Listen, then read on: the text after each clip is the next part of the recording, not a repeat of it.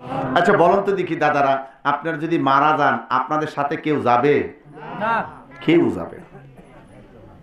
আজকে যে স্ত্রী সন্তানের জন্য আমরা মিথ্যা কথা বলতেছি, সুদ খাচ্ছি, ঘুষ খাচ্ছি, পরের হক সিনায় নিয়ে খাইতেছি, মিথ্যা বলতেছি, বাটপারি করতেছি, আসলে যাদের জন্য করতেছি মরার পরে তারা আমার সাথে যাবে। এই মনটা হলো পাগল মন। কিসের মন? এই মনটা যদি পাগলা না হইতো, নামাজে দাঁড়াইলে ইরি খেতে মন যায় কেন? কথা বলছেন না? নামাজে দাঁড়াইলে কালা ভাইরা বাজারের মধ্যে আমার মন যায় কে? বন্ধু বান্ধবের আড্ডায়, চায়ের স্টলে, টিভির পর্দায় মন জায়গা না? তো এই মনটা তো পাগলা মন, পাগল মন। কি মন? এই পাগল মনটারে কন্ট্রোল করতে হবে।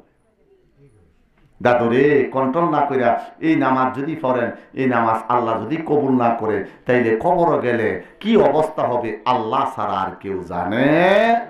কবরের একটা আলোচনা করি একটা অল্প সংক্ষেপে। তাফসিরে মাজহারির ভিতরে আসছে, কাজী সানাউল্লাহ পানিপন্থী রাহমাহুল্লাহ তিনি বলতেছেন, ইন্না উম্মতি উম্মতি মারহাবা, নিশ্চয়ই আমার উম্মতগিরি আল্লাহর রহমত প্রাপ্ত উম্মত। জোরে বলেন সুবহানাল্লাহ। কিসের উম্মত আমরা? রহমত প্রাপ্ত। কারণ কি? আমরা রাহমাতাল লিল আলামিনের উম্মত। আমার নবী তো রহমত, ঠিক কি না? দ্বিতীয় অধ্যায় নবীজি বলতেছেন, দাখালা ফি কুলুবিকা বিজুনুবিকা, আমার কিছু উম্মত থাকবে আশিকে রাসূল, তারা গুনাহ নিয়া কবরে ঢুকবে। কি নিয়া? গুনাহ নিয়া কবরে ঢুকবে, কিন্তু কিয়ামতের কঠিন ময়দানে তারা গুনাহ মুক্ত হইয়া আল্লাহর আদালতে হাজির। সুবহানাল্লাহ। তাই আমরা গুনাহগার। আমরা কি? গুনাহগার। গুনাহগার। সন্দেহ আছে? না। এখানে কেউ আছেন বুকে হাত দিয়ে বলতে পারবেন আমার গুনাহ নাই? না। আমি নিজেও বলতে পারবো না আমার যে কত গুনাহ। তাহলে আমরা হলাম গুনাহগার। আমরা কি? আমরা গুনাহগার গো নবী, আমরা গুনাহগার বলেন, আমরা গুনাহগার গো নবী, আমরা গুনাহগার। পার কর ডুবাই আমার মগিমা তোমার, পার কর ডুবাই আমার মগিমা তোমার। আমরা গুনাহগার গো নবী, আমরা গুনাহগার বলেন, আমরা গুনাহগার গো নবী, আমরা গুনাহগার। এরকম কিছু সময় গজল নাতে রাসূল চলবে? ভালো লাগে? গাবো, একটু ধৈর্য ধারণ করতে হবে। বসলেই তো আলোচনা উঠে যায় না, একটু ধীরে ধীরে যাইতে হবে। আচ্ছা আচ্ছা। আরে দাদু ভাই, সাহাবীরা বলতেছে, ইয়া রাসূলুল্লাহ, ইয়া হাবিবাল্লাহ, আপনি বলছেন জামানাত ইনসানা কিতাবান, বুখারীর হাদিস। নবী গো, আপনি বলেছেন মৃত ব্যক্তির জন্য ইবাদতের দরজা বন্ধ। যেই ব্যক্তি মারা গেল সে আর ইবাদত করার কোনো সুযোগ নাই।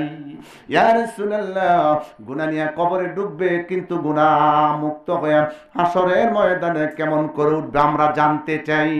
নবীজি বলেন, ইন্নাল হাসানাতা ইউদিনাল সাইয়্যা। ও সাহাবীরা, তার কিছু আপনজন থাকবে, ভাই বেরাদর থাকবে, ছেলে মেয়ে থাকবে, আত্মীয় স্বজন থাকবে, তারা দান সদকা করবে, তার বিনিময়ে আল্লাহ তার জীবনের গুনাহগিরি মাফ করে দিবে। দেখছেন এই সিস্টেমটা, এই মাপটা কোন নবীর উম্মতের জন্য বাজেট হয় নাই, একমাত্র বাজেট হয়েছে নবী রাহমাতাল লিল আলামিনের উম্মতের জন্য।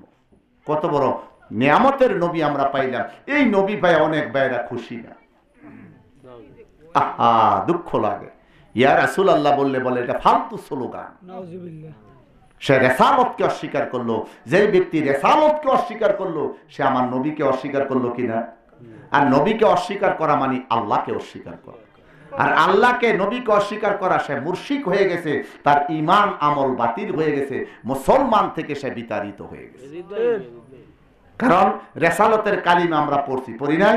লা ইলাহা ইল্লাল্লাহু মুহাম্মাদুর রাসূলুল্লাহ সাল্লাল্লাহু আলাইহি। এই রাসূলই রেসালত। রাসূলুল্লাহ আপনি স্বীকার গেছেন, রাসূল নবীও তিনি, আমাদের রাসূলও তিনি, আর এই রাসূলই হলেন রেসালত। এখন রাসূলকে অস্বীকার করা কি? নবীকে অস্বীকার করা।